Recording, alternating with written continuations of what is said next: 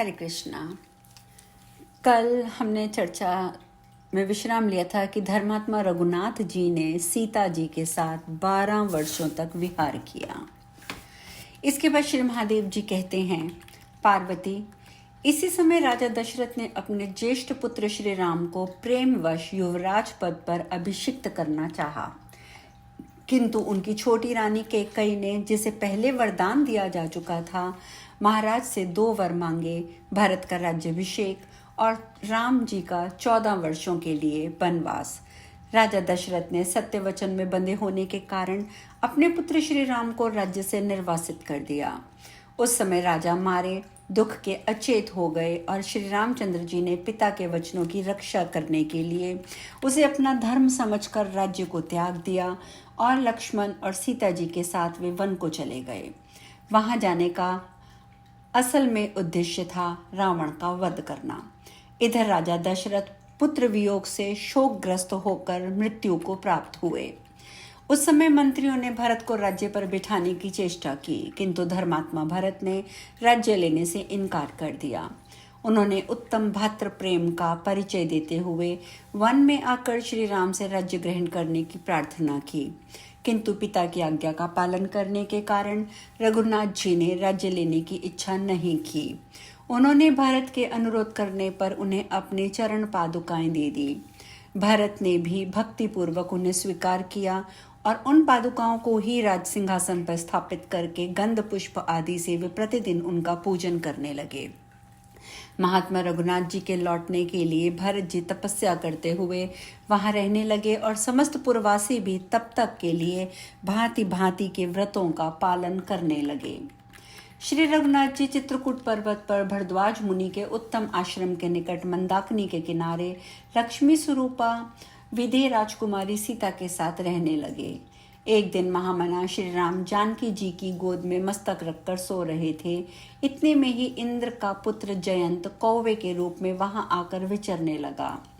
वह जानकी जी को देखकर उनकी ओर झपटा और अपने तीखे पंजों से उसने उनके स्तन पर आघात किया। उस कौवे को देखकर श्री राम ने एक कुश हाथ में लिया और उसे ब्रह्मास्त्र से अभिमंत्रित करके उसकी ओर फेंका। वह तृण प्रज्वलित अग्नि के समान अत्यंत भयंकर हो गया। उससे आग की लपटें निकलने लगी। उसे अपनी ओर आता देख वह कौवा कातर स्वर में कांव कांव करता हुआ भाग चला। श्री राम का छोड़ा हुआ वह भयंकर अस्त्र कौवे का पीछा करने लगा। कौवा भय से पीड़ित हो तीनों लोकों में घूमता फिरा। वह जहां जहां शरण लेने के लिए जाता वहीं वहीं वह अत्यंत भयानक अस्त्र तुरंत पहुंच जाता था।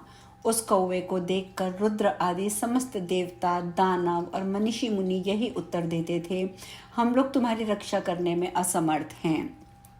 इसी समय तीनों लोकों के स्वामी भगवान ब्रह्मा ने कहा, अरे कौवे, तू भगवान श्री राम की ही शरण में जा।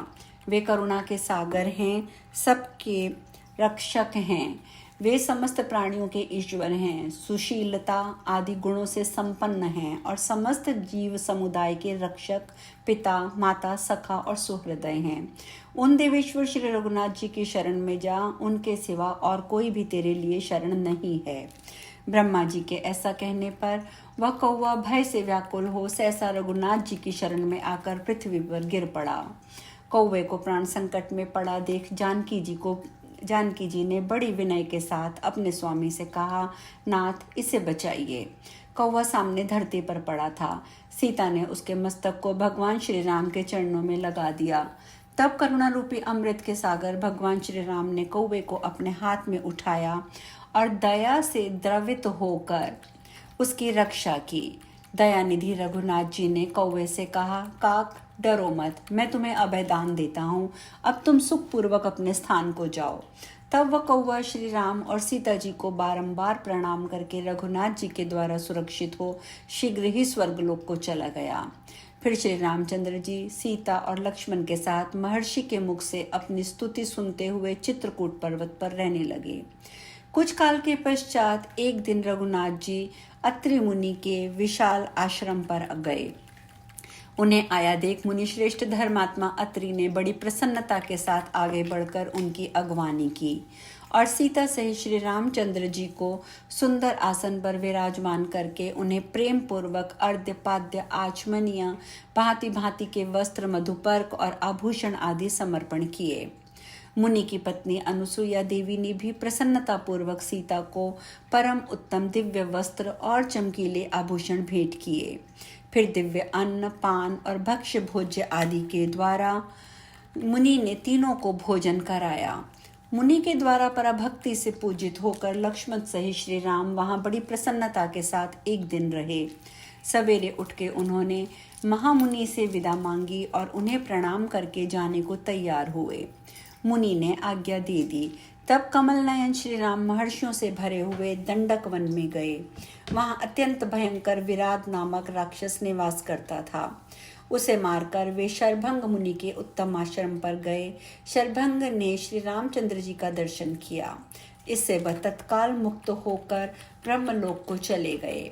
तत्पश्चात श्री रघुनाथ जी सुतीक्ष्ण अगस्त्य और अगस्त्य के भाई के आश्रम पर गए।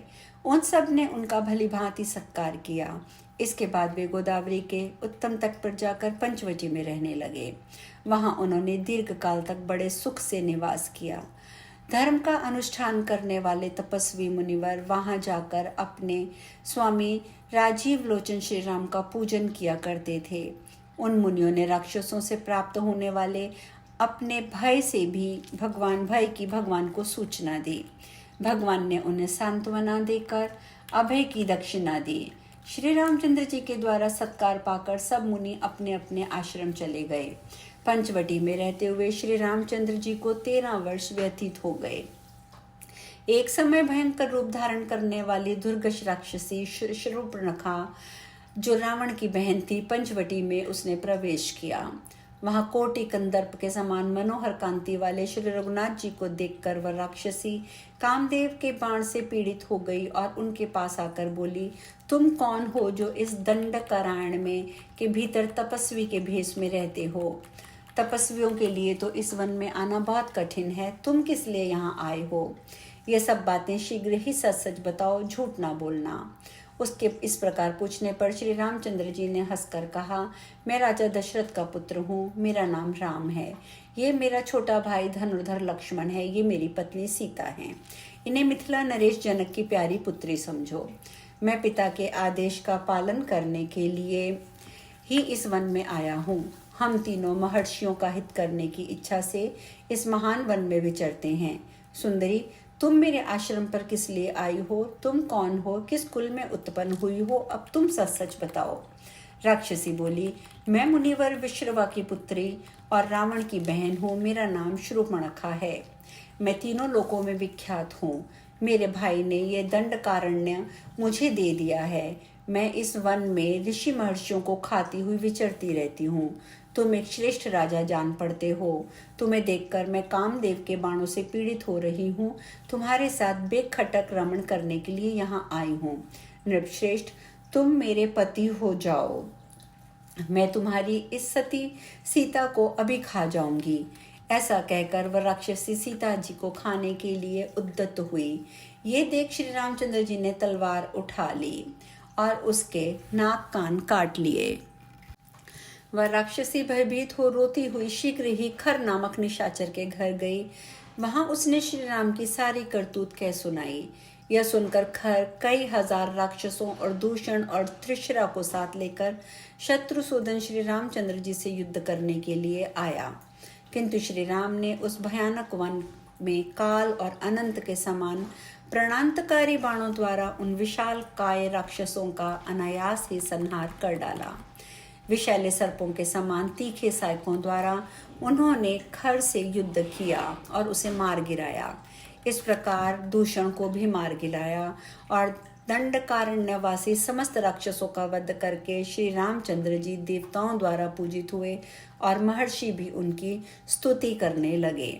तत्पश्चात भगवान श्री राम सीता जी और लक्ष्मण के साथ दंडकारण्य में रहने लगे। शूर्पणखा से राक्षसों के मारे जाने का समाचार सुनकर रावण क्रोध से उबल उठा और दुरात्मा मारीच को साथ लेकर जनस्थान पे गया।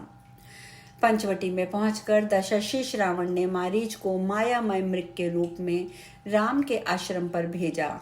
वह राक्षस अपने पीछे आते हुए दोनों दशरथ कुमारों को आश्रम से दूर हटा ले गया और इसी बीच में रावण ने अपने वध की इच्छा से श्री रामचंद्र जी की पत्नी श्री सीता जी को हर लिया।